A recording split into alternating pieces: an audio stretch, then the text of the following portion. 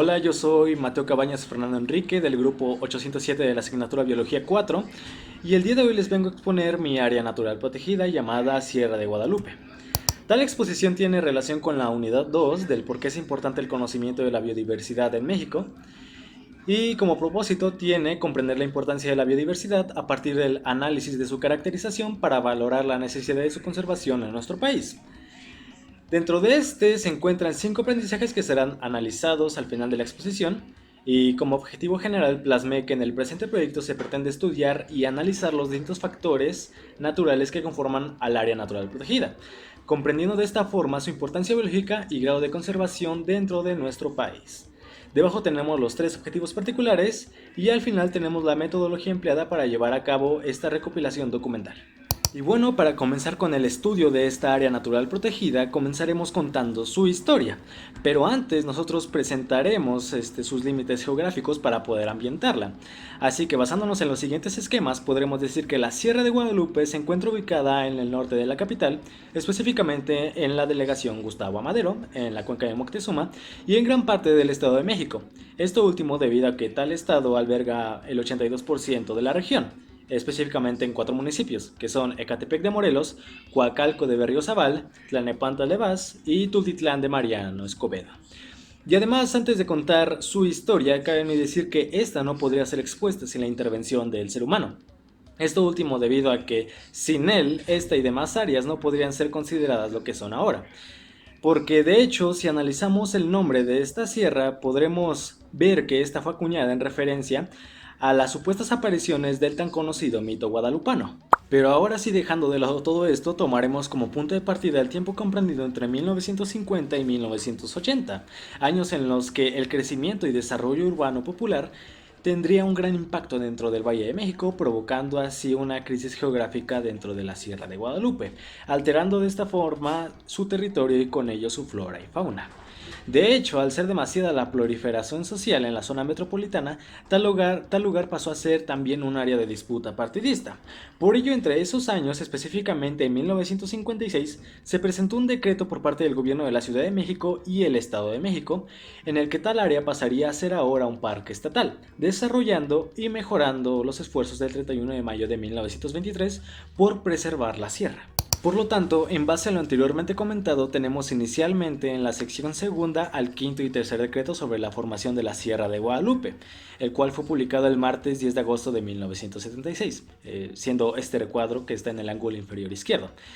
Este dice de forma sintetizada que tal zona debe de ser protegida para que éste ejecute acciones a favor del medio ambiente, como incrementar la absorción de aguas pluviales, controlar el escurrimiento de las mismas y preservar recursos renovables, además de atender los reclamos populares, los cuales demandaban un espacio recreativo para el desarrollo físico y mental. Sin embargo, en este mismo documento, tal y como se aprecia en el recuadro rojo de la derecha, tal sierra fue considerada parque estatal más no un área natural protegida. No fue hasta el 2 de diciembre de 2003 en la Gaceta Oficial de la Ciudad de México que se le consideró de tal forma, además de ser categorizada como zona sujeta a conservación ecológica, conservando su diversidad biológica, la integridad de sus procesos ecológicos y sus aportes sustentables a la ciudad. Y finalmente, después de este decreto, el 29 de abril de 2013 llegó un último publicado en el periódico oficial del Gobierno del Estado Libre y Soberano de México, este que está en la parte inferior derecha, el cual mostraba un acuerdo previsto por el Poder Ejecutivo del Estado, que pretendía impulsar, coordinar, proteger, conservar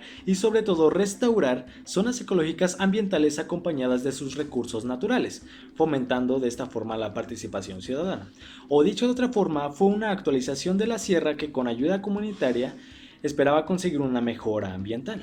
Cada uno de estos 3 decretos fue presentado con un presidente distinto respectivamente. Por ejemplo, en el primer decreto de 1976 se encontraba López Portillo, en el segundo de 2003 se encontraba Vicente Fox, y en el tercero y último del 2013 se encontraba liderando al país Enrique Peña Nieto. Continuamente, después de haber analizado sus decretos, pasaremos ahora directamente a estudiar sus dimensiones, porque de hecho algunos de ellos han provocado que el espacio geográfico de la sierra se haya visto alterado. Por ejemplo, en el decreto de 1976 se planteó que esta tendría 6.322.50 hectáreas, y continuamente se amplió en el año de 1978 hasta tener 7.326.26 hectáreas. pero después con el programa del manejo de 1999 pasó a tener 5.306.75 hectáreas y finalmente con el decreto de 2013 se modificó mínimamente, ahora tiene 5.293.40 hectáreas. Sin embargo, no solamente los decretos han reducido las dimensiones de la sierra, sino que también el urbanismo lo ha hecho, ya que observando los siguientes mapas que contrastan 20 años de historia, podremos ver cómo en los círculos amarillos del esquema izquierdo, que datan de 1980, se logra apreciar determinadamente el sitio contemplado como área de protección natural, mientras que en los círculos de la imagen derecha, que son datos del 2000, se nota cómo es que tal espacio verduzco de la imagen izquierda fue invadido por esa mancha blanca que es la civilización, siendo este uno de los varios retos a los que se enfrenta tal sierra, pero eso lo abordaremos en puntos posteriores. Continuamente analizando rápidamente sus características, la Sierra de Guadalupe tiene, en lo que respecta a tenencia de tierra, 14 ejidos, un bien comunal y 27 propiedades privadas y estatales,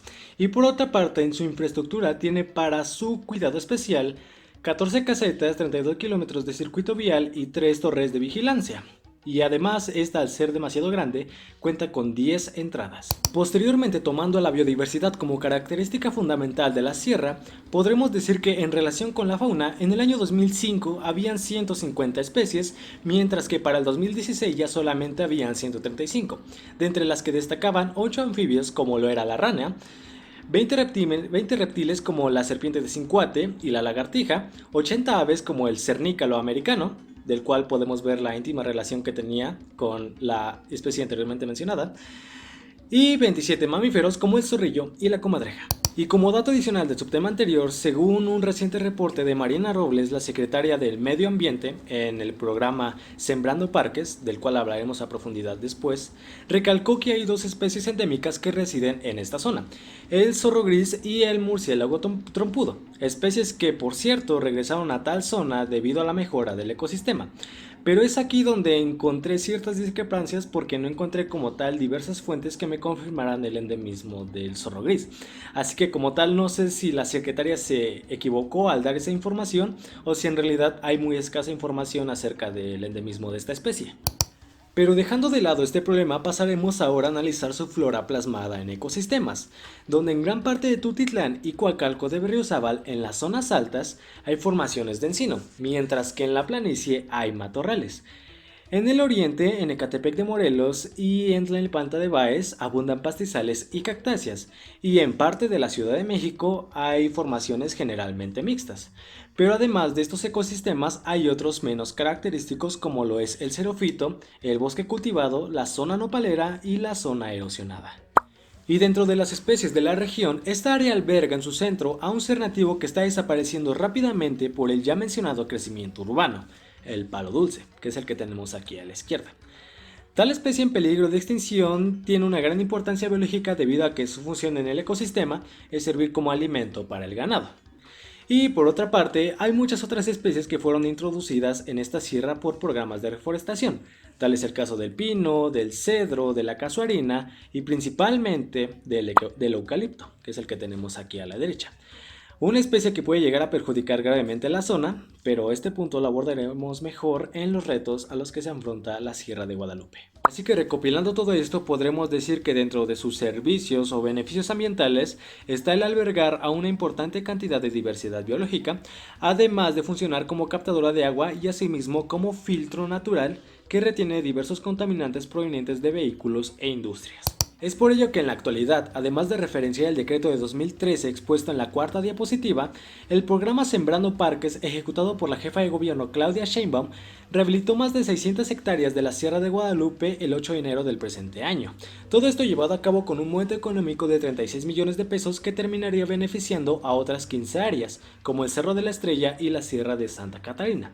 En el Marina Robles indicó que se instalaron nuevos juegos, se repararon guarniciones, hubo una revegetación de especies nativas y se actualizaron 6 de sus senderos, y se promovieron demás acciones para su conservación. Debido a esto, por el momento, el 18% de la zona se encuentra estable, pero el 82% restante, si no consigue estar en constante mantenimiento ecosistémico por parte de la sociedad y las autoridades, tanto la degradación del suelo y el cambio climático podrían amenazar a la biodiversidad del lugar. Ahora, en los logros obtenidos a su favor, además de referenciar todo lo obtenido por parte de los programas gubernamentales de la Ciudad de México y el Estado de México, cabe en mí recalcar la instalación de las 3 torres de vigilancia que sirven para prevenir incendios forestales, además de la rehabilitación de un sendero extenso que interconecta diversas regiones de la Sierra de Guadalupe. También puedo hacer referencia al Centro de Educación Ambiental y Educativo formado para los visitantes y el muro de contención que rodea y conserva todo el área natural protegida. Cabe recalcar que todo esto fue resultado de un convenio establecido en 1992 que tuvo el apoyo del Banco Interamericano del Desarrollo, el BID. Continuamente pasando a analizar los retos a los que se enfrenta la Sierra de Guadalupe, este subtema tan referenciado a lo largo de la exposición, podremos decir que entre las diversas problemáticas que lo acechan se encuentra en primera instancia los incendios forestales, debido a que estos últimos tienen la capacidad de destruir más de 100 hectáreas en tan solo un año. Continuamente también podemos decir que tal área afronta el ya mencionado crecimiento urbano, debido a que estos últimos presentan asentamientos regulares e irregulares que afectan entre 20 y 30 hectáreas en todo un año. Por otro lado tenemos a las ocasionales inundaciones masivas que provocan el desprendimiento de rocas y forman corrientes torrenciales peligrosas. Y finalmente, explicando el punto que se quedó pendiente en la diapositiva de biodiversidad, tenemos la introducción y siembra de los bosques de eucalipto, los cuales, como ya se había dicho anteriormente, perjudicaban a la Sierra de Guadalupe por culpa de sus múltiples inconvenientes, de entre los que destacan su acelerado crecimiento y con ello su inmediata manifestación de plagas a su alrededor, además de desertificar y acidificar los suelos, rezagando el desarrollo de otras especies dentro de este ecosistema. Y finalmente, antes de llegar al análisis de resultados, hablaremos de las actividades que pueden realizar los turistas dentro de esta área natural protegida. Así que abordándolo de la siguiente manera, podremos decir que los turistas pueden llegar a tal zona de lunes a domingo a partir de las 9 de la mañana hasta las 6 de la tarde a visitar el Centro Turístico de Educación Ambiental, el cual está compuesto por un audiovisual, una sala de talleres y una de exposiciones. También pueden pasar a visitar el Jardín Botánico, el Centro de Educación Ambiental, el cual tiene un cinema en 3D, y la Unidad de Manejo para la Conservación de Vida Silvestre, también llamada UMA, la cual tiene 7 áreas recreativas con 71 animales en exhibición. Y finalmente, para comenzar con el análisis de resultados, rápidamente daremos respuesta a todos los aprendizajes planteados al inicio de la exposición, donde el inciso A nos dice que expliquemos los factores que determinan la megadiversidad de México, así que para ello diremos que son dos los aspectos que la rigen, la posición geográfica y el clima. Esto último debido a que el espacio ocupado por nuestra área natural tiene consigo un clima diverso que ha provocado la formación de diversos ecosistemas, donde cada uno ha traído consigo una determinada variedad de especies. Esto lo podemos ver claramente en cómo en el oriente de la sierra es mucho más seco, mientras que el poniente y el centro tiende a ser más húmedo. Continuamente en el segundo inciso se nos pide explicar cómo en el país la riqueza de especies, la abundancia, la distribución y los endemismos determinan la regionalización de la biodiversidad, pero para ello es necesario tomar en cuenta lo dicho en el primer punto, el clima. Gracias a este aspecto, cierta concentración de especies, ya sea abundante o no, necesitan de sus propiedades para poder subsistir, por lo que tales organismos para obtenerlos se distribuyen por diversas zonas de diversos ecosistemas siempre y cuando éste mantenga tales características, delimitando de esta forma el espacio adecuado para su desarrollo, regionalizando así la biodiversidad. Además, respondiéndolo de manera más sencilla, tan solo referenciando a las especies endémicas, estas por el simple hecho de vivir en un determinado espacio regionalizan de esta forma la biodiversidad en una región determinada. Por otra parte, en el tercer punto se nos pide relacionar los factores naturales y antropogénicos con la pérdida de biodiversidad. Pero para este inciso realmente no hay mucho que añadir a lo ya anteriormente expuesto, debido a que, como bien sabemos, lo dañinamente natural está íntimamente relacionado con la intervención humana. Tal es el caso del cambio climático, de la introducción de especies y del ya comentado hasta el cansancio crecimiento urbano popular que tanto ha afectado a la Sierra de Guadalupe. Posteriormente, en el inciso D se nos pide identificar acciones para la conservación de la biodiversidad tanto in situ como ex situ, pero al igual que el punto anterior es algo que explicamos de mejor forma dentro de las diapositivas en toda esta exposición. ya que en este caso tales acciones serían las abordadas y conseguidas por los distintos programas gubernamentales, como lo serían en este caso las torres de vigilancia, que en este caso sería un aspecto in situ debido a que intenta prevenir incendios forestales dentro de la Sierra de Guadalupe, y como aspecto ex situ tendríamos el muro de contención colocado para evitar desdichas ajenas a la Sierra de Guadalupe. Y finalmente, en el último punto se nos pide, como primera parte, comprender el valor de la biodiversidad, pero este aspecto lo abordaremos de mejor forma en la conclusión. Y como segundo punto también se nos pide proponer acciones para el mejoramiento de su entorno, dentro de los cuales yo he considerado la evidente participación colectiva de la sociedad, arraigada de una estricta y forzada vigilancia, ya sea vecinal o policial, y además creo yo que lo conveniente para sacarle provecho a las inundaciones es colocar un sistema de absorción o de riego que beneficie a toda la flora y la fauna, además de promover campañas constantes como una forestal que sirva para brindar alimentos y reconstruir hábitats de las especies. Claro, siempre y cuando no se introduzcan especies que puedan implicar un riesgo dentro de la Sierra de Guadalupe, tal y como lo fue el eucalipto. Y ahora, llegando a la conclusión de nuestro trabajo, se podría decir que con todos estos datos anteriormente recopilados y expuestos, la Sierra de Guadalupe es una zona de vital importancia para gran parte del Estado de México principalmente, dado que además de retener ciertas acciones negativas provocadas por la naturaleza, alberga una gran biodiversidad debido al clima y la posición del mismo. Hay una inmensa cantidad de especies en la que se incluyen dos animales endémicos por la gran variedad de ecosistemas que hay dentro de este sitio. Por otra parte, analizando sus perspectivas a corto plazo, llegamos a la conclusión de que a pesar de estar estéticamente mantenido por el gobierno de la ciudad, en la actualidad estas acciones podrían ser insuficientes para tal parque estatal, debido a que también sufre de desdichas naturales constantes como lo son los incendios o las inundaciones, pasando a ser una zona con riesgo inminente. Y finalmente, a largo plazo, en caso de que el punto anterior sea acatado, no solamente podríamos observar una zona limpia que retroalimentaría positivamente a distintos sectores de la sociedad del centro, sino que también se esperaría ver el regreso de demás especies endémicas o nativas a este sector, así como lo hizo el murciélago trompudo. Es por esto principalmente que tal zona pasa a ser un área natural protegida. Tiene una gran responsabilidad biológica en nuestra nación. Y ahora, llegando al comentario, un punto de vista más personal sobre mi trabajo. Primero que nada, puedo decir que el Parque Sierra de Guadalupe fue elegido por mi parte, ya que además de ser una zona bastante accesible, llamó particularmente mi atención el hecho de que a comienzos de este año finalizara de cierta forma su mejora estética y territorial, que se actualizaran las dinámicas presentes en tal área con un monte económico otorgado por la jefa de gobierno. Además de que tal área es un espacio al que no le había prestado atención a pesar de estar relativamente cerca de mí, ya sea divagando por la capital del país o por el Estado de México, pero dejando de lado esto último, partiendo de lo anteriormente expuesto, debo decir que este sitio, con un espacio considerablemente aceptable para ser una área natural protegida, es una zona sumamente infravalorada a mi parecer. Esto último lo digo debido a que, a pesar de guardar una gran cantidad de aspectos